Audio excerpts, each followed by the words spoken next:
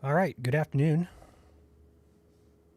Wait just a couple seconds here as our streaming software connects. There we go. We are now live. Give me a thumbs up and a location where you're watching from in chat if you guys can hear me okay. We'll get started here in just a couple minutes. I want to let some people file in. This is our planned 2:30 p.m. Eastern Time briefing. Got Susan in chat saying hello. Good afternoon, Susan. Good to see you here.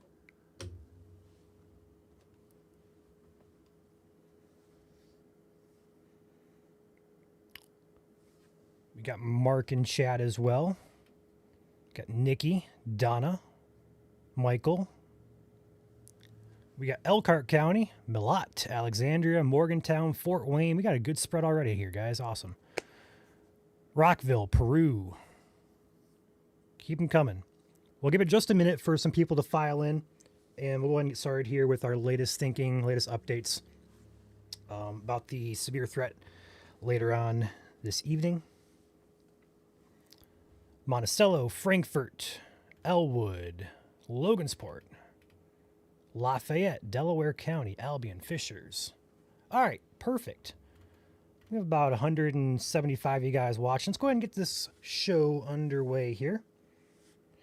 Let's go ahead and start with the overall consensus. If you watched this morning's video or last night's briefing, there's not been much change, but there is some slight tweaks we'll talk about here in terms of timing as well as our hazards expected. So let's go ahead and start with the overview of the forecast from the SPC. This is your risk areas across North Indiana for places like Fort Wayne, Lafayette, Muncie, and even Indianapolis. Also includes Rensselaer, Kokomo, Knox, those areas in orange. That's your highest risk concern tonight for severe weather. In the yellow, it's a lower probability down south of I-70. Very far south Indiana in the light green and dark green, very low concern for severe weather for you guys later on overnight into Friday morning. Our focus and our attention still remains on that orange risk area primarily for severe weather. In terms of hazards, there's not been a single change with the overall outlook from this morning to now. We have a probability corridor. These are color-coded probabilities. So starting with the bottom, the lowest probability is that brown color further south toward Jasper and Vincennes area. That equates to a 5 to 14% chance of seeing a large hailstone within 25 miles of your location. Up in the yellow zone, that increases to 15 to 30% probabilities of seeing a large hailstone. In the red zone, though, that is your highest probability. It is a 30 to 44% chance of seeing a large hailstone. So it's a pretty good chance they're in red tonight. The wind risk is pretty much identical. We kind of flip this back and forth. In fact, it looks identical to the overall risk here to hail. Again, same probability, same colors. The brown color further south is 5 to 14% chance. The yellow color is 15 to 30% chance. And the red color is 30 to 44% chance of seeing a damaging wind gust within 25 miles of any point. And lastly, there's been no change with the tornado risk in green. It is a 2 to 4% chance. In the red color is a 5 to 9% chance. All these hazards are also hatched. Those black dashed lines, we call it hatching, indicating that we could see significant hazards. So for tornadoes, that means EF2 type tornadoes. For wind, that is wind that's right around 70 to 75 miles per hour or greater. And for the hail threat, that's over golf ball size hail, which is 1.75 inches in diameter. Overall consensus between yesterday to now has been a little bit earlier start time for our storms across northwest Indiana and a different location as well. So overall risk areas remain the same, but we're going to push into the dinner time frame, 6 to 7 p.m. We talked about this last night. It's been trending earlier. However, I kind of feel like the risk is going to hold off until after 6 p.m. Eastern time. And we still feel that way here at IWN. So the risk will really start to increase after dinner time. Here at 7 p.m., you see some things going on here. You see some cells up here by Angola popping up. They're heading into Ohio, though, so not much of a concern if that does occur. Our concern, our focus is what's going to develop here across northeast Illinois and northwest Indiana around the same time frame. These are going to be the cells to watch here for those really giant hailstones, as well as some damaging wind, perhaps a tornado as well. They will congeal perhaps into a little bit more of a line as they progress across the state from northwest to southeast. Here at 8 o'clock, you see places like Kokomo being impacted here, Knox up toward Fort Wayne, Angola, all the way down toward Lafayette. Here's we move this into 9 o'clock. This first line progresses south toward the I-70 corridor, reaching I-70 right around 10 o'clock or so, give or take an hour. And that will continue to slowly sag its way southward here before we're going to say a secondary line comes in, perhaps with some smaller hail as well with it on the back side of the system. So perhaps 1 or 2 rounds. The first round should be the most intense, second round less intense, but still want to mention the hail risk for the second line for sure later on in the evening. As we move this in toward midnight, we're going to see those storms still struggling to push south of I-70.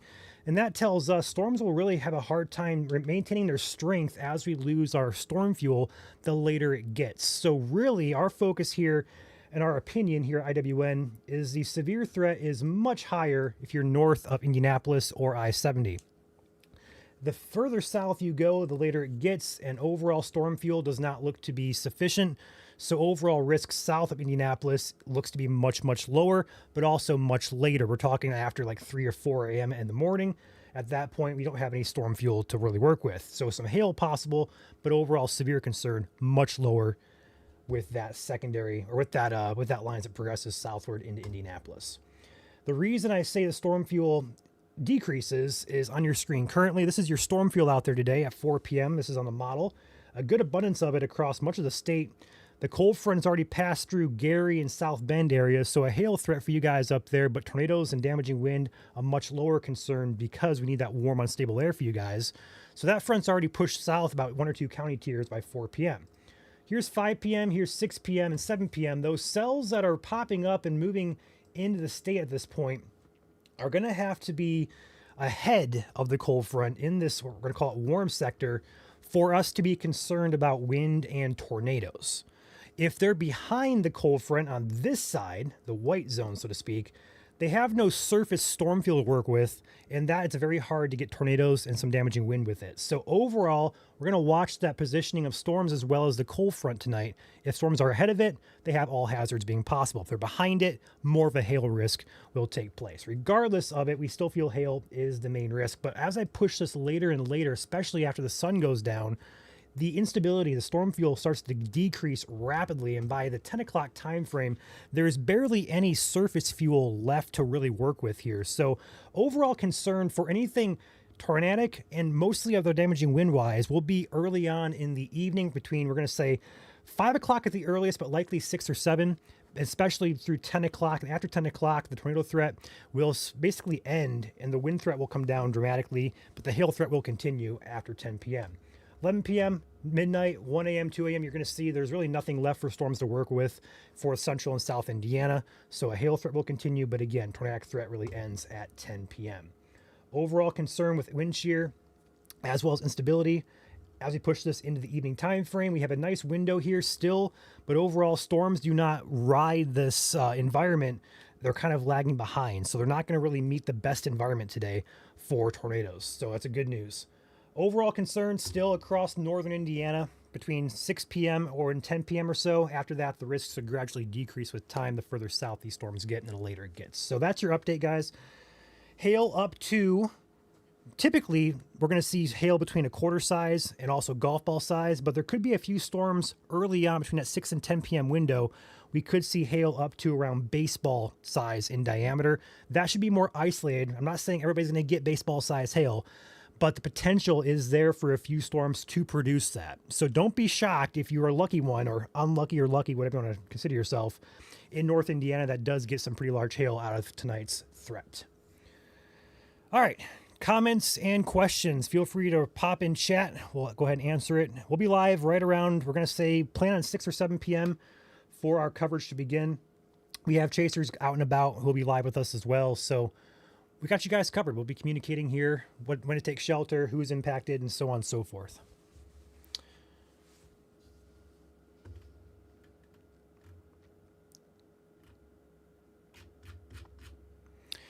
Yeah, Brandon, I'm not going to say a tiny tornado risk because if storms happen to form ahead of that cold front, they do have a legitimate tornado threat. However, we feel, and also the models are showing us, those storms are going to be behind the cold front. So the concern is not very high, but it's also not going to be tiny. I would kind of put it somewhere in the middle there. It's a possibility, but only if things come together just right.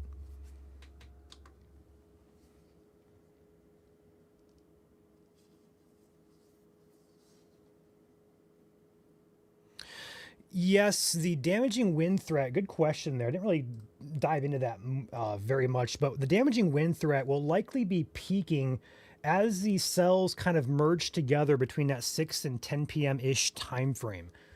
So if we see these cells by themselves, like this one over here by Toledo, for example, that is usually indicator that we're going to have very large hail. But when we have more storms in an area competing in the same environment, especially if they conglomerate together into a line, that brings the hail size and the hail risk down, but also increases our wind risk as that line pushes out. So it will likely transition from a very large hail threat to more of a wind threat with time, but really we're seeing the 6 to 10 p.m. time frame still as that main window for the hazards, regardless if it's tornado, hail, or wind. It's still kind of in that same region and same general time frame. So we're not being too specific about it, but again, individual storms, likely more of a hail risk. Lines of storms, more of a wind risk.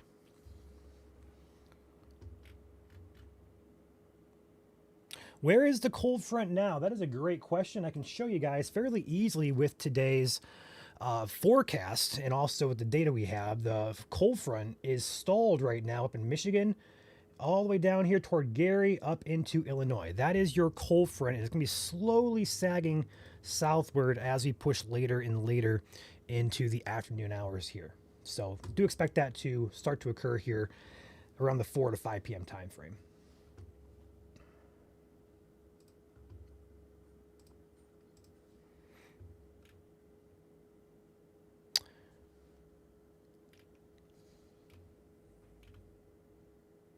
Who is most likely to see large hail? I think any storm tonight really that exists, it's in a good environment for hail. So any storm could produce hail. The large hail, the severe hail we're concerned about, is really focused in on the orange area. I've been saying this since 2 days ago, really. I think the threat is much, much higher north of I-70, which is Indianapolis. And that's going to be where our focus is for that large hail tonight. I'm not going to say we're not going to get a few severe reports south I-70, but the risk should diminish greatly with time because we lose instability. We also have a very long duration event here where these storms slowly sag their way southward. So the later it gets, the more it drags out, the better that is for the severe threat to begin to decrease. What time does the severe part in the storm begin in Northwest Indiana, Jasper County? I would expect your threat to really ramp up around the 5 to 6 p.m. time frame or shortly thereafter.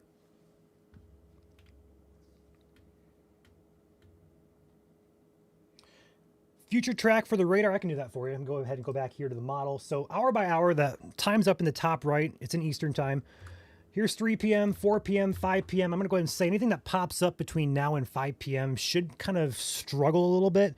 There's a capping inversion out there that's going to really limit storm's potential today, at least for right now, until 5 p.m. But after that 5 to 6 p.m. time frame, that's when these storms can really start to break through that cap and really start to become severe. So the model here says we could have some storms as early as 7 p.m. up in Angola, but right around 7 p.m. or so, this event will be underway. 7 p.m. here, storms entering by Gary, Chicago area, down by Rensselaer. 8 p.m. they're pushed all the way into north central Indiana. 9 p.m. here, 10 p.m., 11 p.m. Do take note, the later I push this, the more storms really struggle to push south I-70. I also want to mention that with the overall 2 rounds being shown on models, we could see a flash flooding risk here take place with some heavier rains across the north half of the state if this model comes to fruition. Would not be shocked to see that. Maybe some flash flood warnings or some localized ponding on roadways and low-lying areas. But going back here, here's 11 p.m., here's midnight tonight, 1 a.m., 2 a.m., 3 a.m., 4 a.m., 5, 6, 7, and the model ends there at 7 a.m. Friday. So really past, we're going to say midnight to 2 a.m. or so, these storms really look like they're just garden variety in nature. So that's what our hope is at that point. And still, it's really still north I-70. So that's why we're saying the threat south I-70 is quite low. Temperature is 55 in Gary right now. Thank you, Sawyer, for that. Do we think the SPC will upgrade to moderate risk? I do not think that's going to happen. I don't think it's widespread enough of an event for there to be a moderate risk in place. So I'm going to say no.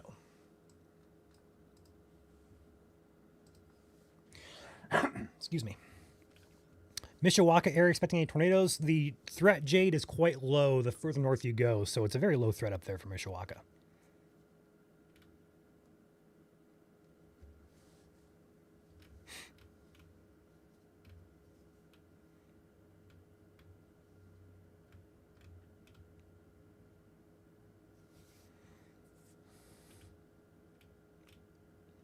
Yeah, Courtney will be live tonight. I'll be in the studio here with Radar. We'll have chasers out. I'm planning between 6 and 7 p.m., but that's subject to change based on what storms are doing. If we have storms going up at 5 o'clock, we'll be live. If they're severe, at least, we'll be live. But if the event holds off until 7:30, 8 o'clock, we'll start then. But we'll be live tonight, for sure.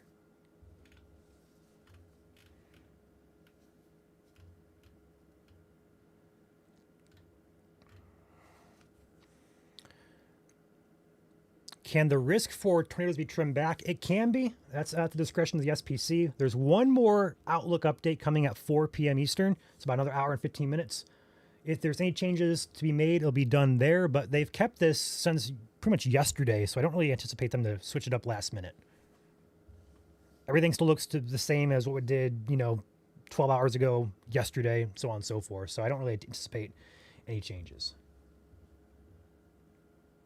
What area are the chasers heading to? We have Drew, who is heading up toward the Fort Wayne region. We have Caleb in the Fort Wayne region as well. We have Steven over in, I want to say, the Fulton County, Rochester area. We have several chasers going out and about today. So we'll have updates. I guess maybe we'll put like a post on the page with like target locations. If you guys want to see that, we'll do that for you.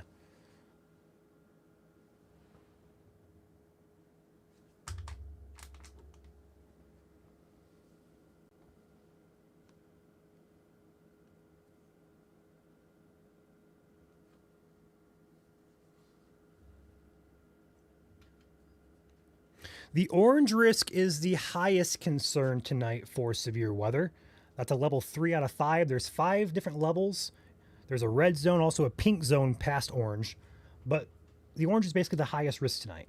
The yellow would be kind of like a medium type of risk, and the dark green is the very lowest risk.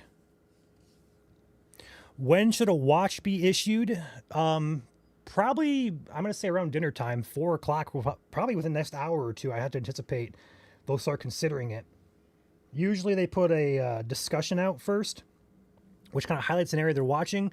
And about an hour after that, they'll usually issue a watch. So we'll kind of have to wait and see. Once we have confirmation, we'll post about it.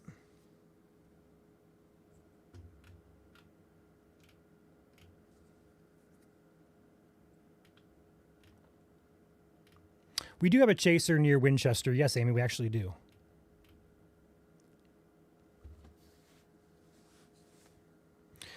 Kaylee asked, will it be a severe or tornado watch? That's a good question. I would anticipate a severe watch. I do not think the tornado risk tonight is high enough to warrant. My phone dropped and it set off my heater. It's already hot in my room, so I'm going to fix that real quick. I don't think the risk tonight for tornadoes is high enough to consider a watch. I think it'll be severe in nature, likely hail. And that severe watch itself may have verbiage that a couple tornadoes are possible, but overall risk is really conditional. So usually for a tornado watch, they want to see higher confidence in those happening. And today is just not one of those days.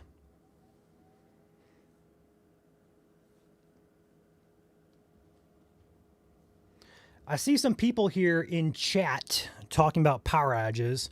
And as a reminder, our friends within EMA would like to remind everybody that if you lose power, it is not worth calling emergency services over. That is a power company issue. You can report it usually on their websites. If there's a wire down across roadways or falling on your house or your car, that might be worth considering emergency services for. But general power outages, It's not worth it. Call your power outage companies. Vincennes is on the very far southern flank of this risk. So your threat, in my opinion, our opinion here at IWN, is a low-end risk for severe weather. That really goes anywhere south of I-70. If you're close to I-70, pay attention. South I-70, I think you guys can at least relax a bit, but still keep your guard up just in case these storms overperform. There's always a possibility for that. Weather is crazy, can do certain things. But overall, I think our threat is much higher north I-70.